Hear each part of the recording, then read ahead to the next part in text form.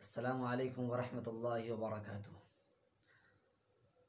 أيها الناظرون، إنني أقدم أمامكم قصة رائعة رواها الشيخ أحمد ديدات رحمه الله، وهي قصة جبريل مات.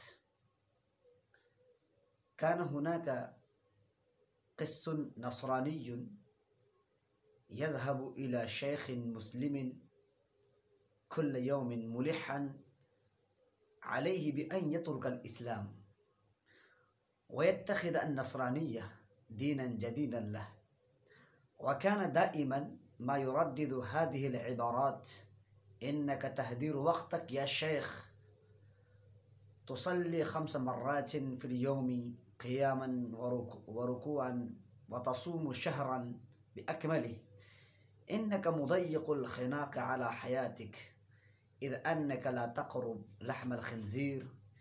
إن أردت الخلاص يا شيخ فكل ما عليك هو أن تؤمن أن الله سبحانه وتعالى أرسل ولده الوحيد إلى العالم ومات من أجل خطاياك،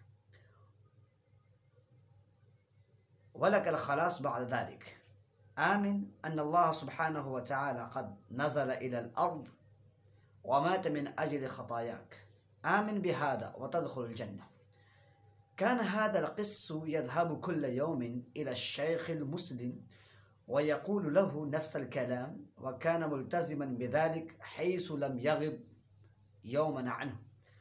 لم يستطع الشيخ المسلم التخلص منه بسهولة، وكان دائما ما يفكر في كيفية النجاة من هذه المعضلة.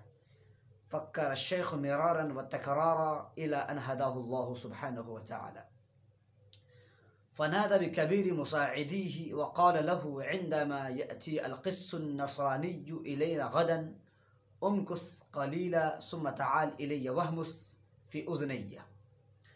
وفي اليوم التالي جاء النصراني كعادته وجلس وبدأ في سرد قصته اليومية محاولا تنصير الشيخ المسلم.